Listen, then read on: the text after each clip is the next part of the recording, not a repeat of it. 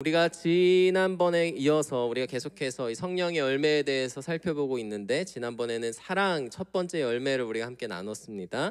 오늘은 두 번째 열매인 희락에 대해서 오늘 함께 하나님의 말씀을 같이 나누도록 하겠습니다. 희락이라고 하는 것이 하나님의 말씀 가운데 굉장히 많이 나타납니다. 근데 우리가 이 희락이라고 하는 것을 다른 표현으로 좀 바꾸자면 기쁨이라고도 쉽게 표현을 할 수가 있습니다. 특별히 로마서 14장 17절의 말씀을 보면 이렇게 이야기를 합니다. 하나님의 나라는 먹는 것과 마시는 것이 아니요 오직 성령 안에 있는 의와 평강과 희락이니라. 이처럼 하나님의 나라에 있어서 가장 중요한 것 가운데 하나가, 그 중요한 표지 중에 하나가 희락이다라고까지 말씀을 하고 계십니다. 여러분, 이 희락이라는 것에 대해서 우리가 희락과 기쁨이 어떤 것일까 한번 생각을 해보아야 될 필요가 있어요. 여러분, 기쁨은, 희락은 어떤 것이죠?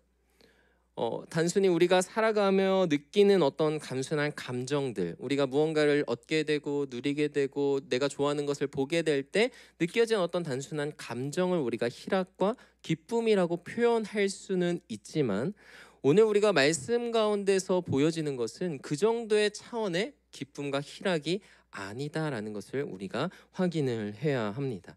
성령님이 주시는 기쁨은 어떤 우리의 일반적인 감정과 같이 때에 따라서 변하고 사라지고 다른 감정으로 변화되는 그러한 것이 아니라, 이 성령님을 통하여서 말씀 가운데 우리에게 주어지는 기쁨은 굉장히 우리의 일상을 관통하고 우리의 모든 것을 다 지배하기도 하고, 또 우리의 삶 가운데 뿌리를 깊이 내려서 변화되지 않고 흔들리지 않는 그러한 영원한 심오한 기쁨이다라는 것을 우리가 알 수 있게 됩니다. 여러분, 그러면 오늘 저는 이 자리에 있는 우리 모든 남양주광염교회 성도님들이 이러한 기쁨을 다 누리게 되시기를 축복합니다. 그런데 그럼 우리가 이러한 기쁨을 어떻게 누릴 수 있을지 이미 너무 잘 아시겠지만 우리가 말씀을 통해서 조금 더 구체적으로 살펴보면 좋겠습니다. 여러분, 우리가 성도로서 살아가는 인생을 살아감에 있어서 가장 중요한 목적 가운데 무엇이냐라고 한다면 하나님을 우리가 영원토록 즐거워하고 기뻐하는 것이다 라고 말할 수 있습니다. 그러면 우리가 어떻게 하면 하나님을 영원토록 기뻐하고 즐거워할 수 있는 것인가 생각을 해본다면, 당연히 하나님을 알아야 하나님을 영원토록 기뻐하고 즐거워할 수 있게 되는 것이죠. 그래서 우리에게는 가장 먼저 하나님에 대해서, 하나님을 아는 지식이 쌓이고 그 지식들이 우리의 마음 가운데 임하게 될 때 그 기쁨이 우리에게 주어진다 생각을 할 수 있게 됩니다. 이제 어제 토요일에 이제 제자반이 처음으로 다시 이제 시작이 되었어요. 그러니까 제가 제자반 한지 한 2년 3년이 되어져 가고 있는데, 항상 제자반 가운데 이런 얘기를 해주시는 분이 계세요. 오리엔테이션 때 올해 제자반에 어떻게 이렇게 하고 싶으셔서 이렇게 들어오게 되셨냐 이렇게 여쭤보면, 자신이 오랜 시간 신앙생활을 해왔는데 말씀이 없는 삶에 대해서 삶의 어려움과 고통이 있을 때 그것에 너무 짓눌려 버린다.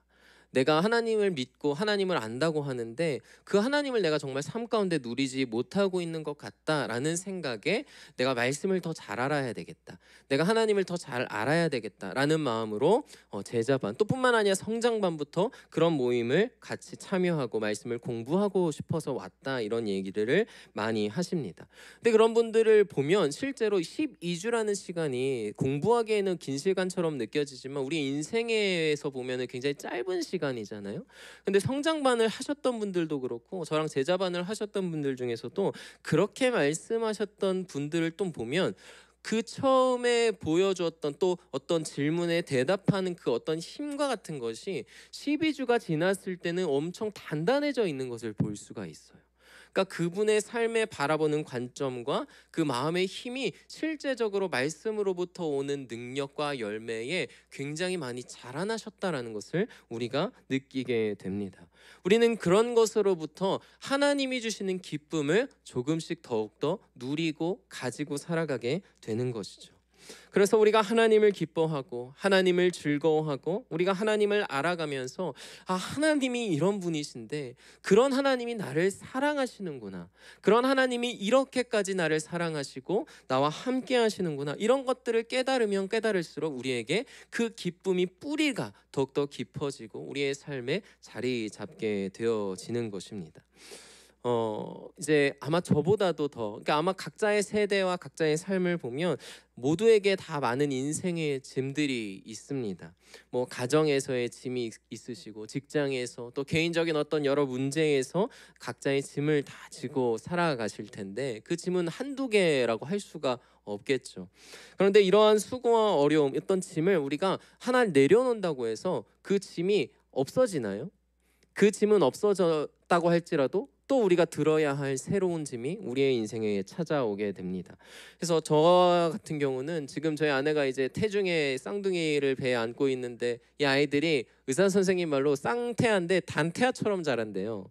그래서 처음엔 이제 칭찬이었는데 이제는 이 정도까지는 잘하면 안 되는데 라고 하시면서 지금은 어떤 좀 조절하셔야 되겠다라고 얘기를 해요. 근데 이제 그렇게 잘 자라다 보니까 이제 아내가 힘든 거죠. 그러니까 몸을 일으켜도 잠잘 때나 이런 게 불편해요. 그러니까 태중에서의 힘듦을 겪고 있어요. 근데 만약에 저희 아내가 이제 출산을 해요. 그러니까 태중의 아이라는 어떤 짐이라고 한다면 이것을 내려놨어요. 그럼 힘듦이 사라집니까? 어떤 이 뱃속에 태중에 안고 있던 그 짐은 내려놓지만 출산한 아이들과 또 살아내야 하는 짐이 다시 찾아오게 되는 것이죠. 여러분, 그런데 이러한 우리의 인생에 수없이 찾아오는 이런 수고와 어려움들을 만약에 내가 나의 힘으로 책임져야 하고 이겨내야 되고 해결해야 한다면 여러분, 그러한 인생은 얼마나 고통스럽겠습니까? 그러한 모습 가운데 오늘 담임 목사님도 말씀하셨던 것처럼 자살률이 우리나라는 1위다. 그러니까 이런 것에 얼마나 세상의 사람들이 목말라하고 또 눌려있고 살아가고 있는지 알 수 있어요. 또 예전에 많이 유행했던 말이지만 욜로라고 하는 것이 엄청 유행했던 때가 있었죠. 인생 한 번뿐이니 즐기면서 살자. 여러분, 이러한 가치관과 생각은 다 우리의 삶에 끝없이 찾아오는 수고와 어려움 때문에 생겨나게 되겠다라는 생각을 하게 됩니다. 여러분, 그러나 우리가 살아가는 삶은 그러한 삶이 아니라는 것을 말씀은 얘기해주고 있는 것이죠. 그러니까 인생의 참 주인이신 그 하나님이 우리의 삶을 이끌어 가시는 데서부터 너가 너의 짐을 책임지는 것이 아니고 내가 너의 하나님으로서 너의 짐을 책임지고 너를 인도하고 너를 보호한다라고 하는 그 하나님의 말씀으로부터 오는 그 은혜가 우리에게 자유와 평안과 기쁨을 주시는 줄 믿습니다. 네, 그 모든 은혜가 우리의 삶 가운데 이루어지고 우리가 그것을 누릴 때에 우리는 이 성령의 열매 가운데 두 번째 열매의 희락을 누리며 살아갈 수 있게 되는 것입니다.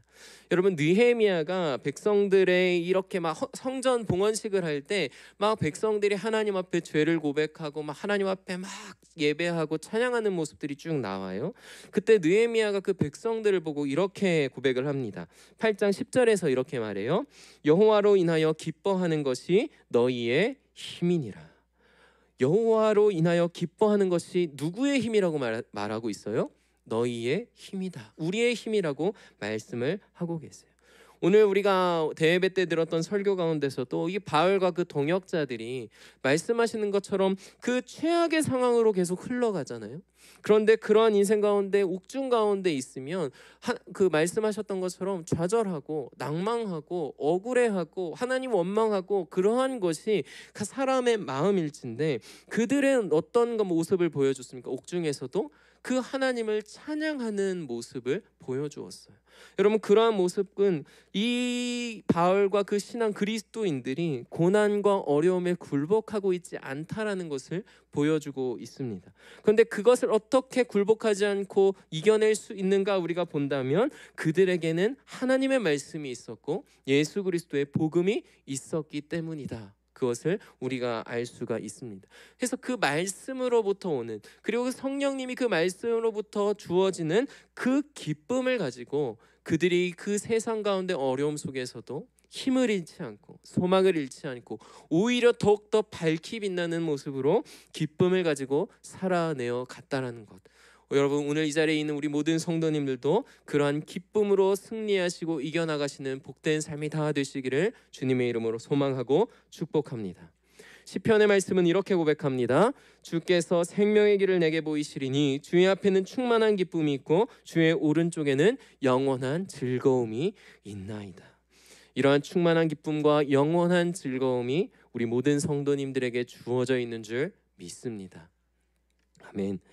여러분, 그러면 이제 우리가 계속해서 보아야 하는 것은 이러한 기쁨을 하나님이 하나님의 백성들에게 주신다 이렇게 말씀을 하시는데, 여러분 이 기쁨을 아무나 누릴 수 있는 것은 아니에요. 이러한 기쁨을 누리기 위한 조건이 있는데 그 조건이 무엇이냐면 바로 복음입니다.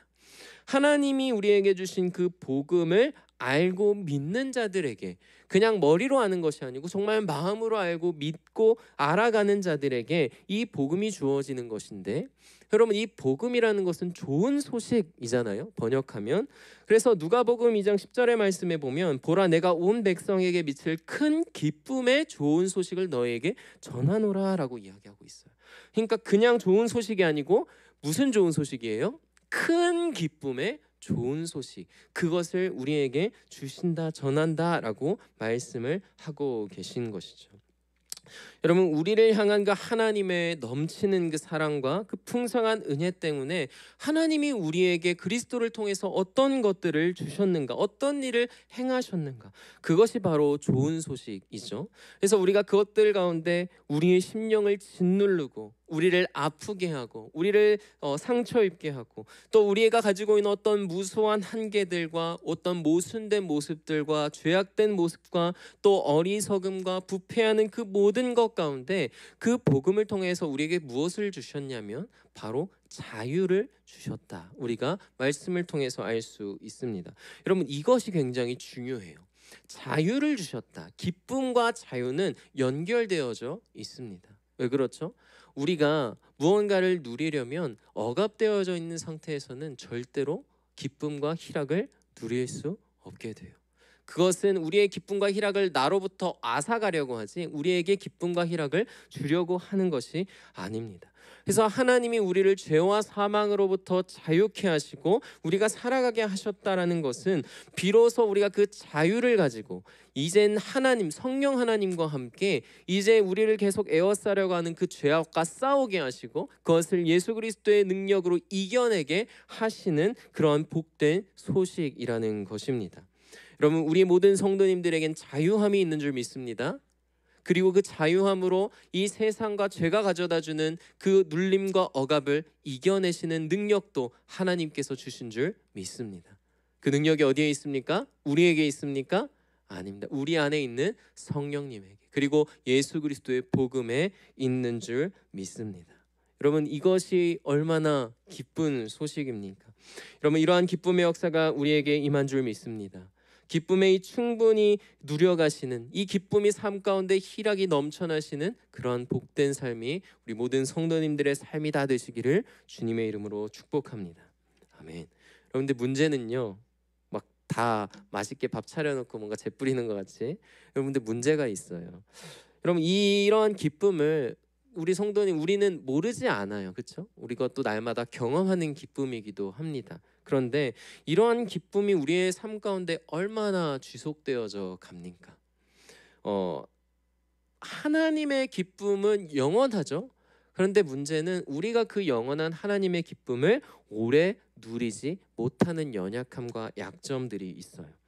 여러분 그래서 하나님께서 우리에게 계속 말씀하시는 것이 계속 내 마음에 잘 뿌리내리지 않는 것 같은 느낌을 많이 들 때가 있습니다. 여러분 왜냐하면요, 우리는 만약 일주일을 한 주로 해서 살아간다고 했을 때 여러분 우리는 세상의 논리 속에 살아갈 때가 많습니까? 하나님의 말씀 가운데 살아갈 때가 더 많습니까? 세상의 논리에 살아갈 때가 훨씬 많아요. 왜냐하면 교회에 우리가 많이 오시는 분들은 2, 3일 오시는 분도 물론 계시지만 대부분은 주일과 이런 시간만 우리가 교회에 와서 또 말씀을 듣게 되잖아요. 근데 우리는 일주일 중에 주일에 몇 시간 하나님의 말씀 듣고 예배하는데, 그 반대로 그 남은 무수한 시간들은 우리가 세상 속에서 살아가고 있다는 거예요. 그러다 보니까 우리가 하나님의 말씀이 깊게 뿌리 내리려면 그것이 뿌리 내릴 만큼의 오랜 기간이 또 필요해야 되고, 이 잡초같이 영양분을 뺏어가지 못하게 장애물 같은 것들이 없어야 하는데, 우리에게는 하나님의 말씀을 딱 심고 세상에 나가면 갑자기 막 잡초들이 막 자라나기 시작해요. 그러니까 이 하나님의 말씀이 뿌리 내릴 만한 그 에너지와 그런 것들을 다 앗아가기도 하고, 또 내가 그 말씀을 직접 뽑아내려고 할 때도 있다라는 것입니다. 그러다 보니까 우리 가운데 이러한 은혜의 기쁨이 오래 지속되지 못하는 것이 너무나 많다, 우리가 생각을 하게 됩니다. 여러분, 그래서요, 하나님이 주신 것이 무엇이냐면요, 그런 우리의 연약함을 아시는 하나님이 우리에게 예배라는 걸 주셨다는 겁니다. 하나님 앞에 나아가서 예배하고 하나님을 다시 만나고 하나님의 말씀을 다시 한번 깨닫는 시간. 여러분, 이 예배라는 것이요, 다르게 표현하면요, 잔치로 표현할 수 있어요. 여러분, 예수님이 하나님의 나라를 비유하실 때 혼인잔치로 비유를 하시거든요. 여러분, 옛날에, 저는 모르는 시대예요. 근데 옛날에 제가 저희 어머니나 할머니 통해서 듣기로 옛날에는 혼인잔치가 동네에서 열릴 때가 제일 기쁜 날이었다고 들었어요. 왜냐하면 그때 제일 맛있는 거 많이 먹을 수 있는 날이었고, 사람들 많이 모여서 즐겁게 시간 보낼 수 있는 날이었다라고 얘기하더라고요. 여러분, 우리에게 있는 예배도 마찬가지입니다. 우리가 예배는 하나님과 함께, 하나님의 온 백성들이 모여서 함께 구원의 축제를 누리는 것, 그리고 그곳에서 내가 사랑하는 하나님의 그 사랑의 말씀을 내가 듣고 그 말씀으로 온 사람들이 즐겁게 축제를 벌이고 함께 기뻐하고 즐거워하는 것, 그것이 바로 예배입니다. 그러니까 그 예배 가운데 왔을 때 우리는 우리가 잃어버렸던 것, 우리 마음에 심겨져 있는 잡초들을 다시 한번 뽑아내고 내가 잃어버렸던 기쁨을 다시 회복하게 되어지는 것입니다. 여러분, 그러한 귀한 예배를 일주일에 한 번씩 하나님이 꼭 우리를 위해 두셨다는 거예요. 그러니까 우리가 예배하는 것은 정말 하나님에게 감사해야 할 제목이 되는 것입니다. 또 우리가 주일뿐만 아니라 우리의 모든 예배 가운데 주어지는 것들을 열심히 참여하신다면, 물론 상황이 되시는 삶 속에 한다면, 그러한 예배의 축제를 더욱더 누리실 수 있게 되겠죠. 또 우리가 교회에서만 국한되는 것이 아니고 내가 집에서, 나의 직장에서 하나님의 말씀을 보고 하나님을 찬양하고 하나님의 말씀 가운데 위로를 얻는다면, 우리는 계속해서 그 하나님과 함께 그 기쁨을 누리고 지키게 되어지는 삶을 살아가게 되는 것입니다. 그러한 복된 자유와 기쁨을 회복하시고, 또 오늘 우리가 주일을 통하여서 얻은 그 기쁨, 또 그 힘으로 우리 새로운 한 주를 능력 가운데 살아가시는, 또 기쁨으로 살아가시는 우리 모든 복된 성도님들이 다 되시기를 주님의 이름으로 소망하고 축복합니다. 빌립보서 4장 4절 말씀을 우리 함께 또 결단하는 마음으로 읽겠습니다. 시작. 주 안에서 항상 기뻐하라. 내가 다시 말하노니 기뻐하라. 아멘. 기뻐하시는 성도님들의 삶이 되시기를 원하십니까? 예수 그리스도의 능력과 말씀 가운데 살아가시는 삶의 그 기쁨이 충만할 줄 믿습니다. 우리 모든 사랑하는 성도님들, 이번 한 주간 하나님이 주신 그 말씀의 참된 기쁨 빼앗기지 마시고 그 기쁨 중에 힘을 얻고 승리하시며 살아가시는, 또 위로를 얻고 소망을 가지고 살아가시는 우리 모든 성도님들의 인생과 삶이 다 되시기를 축복합니다. 기도하겠습니다.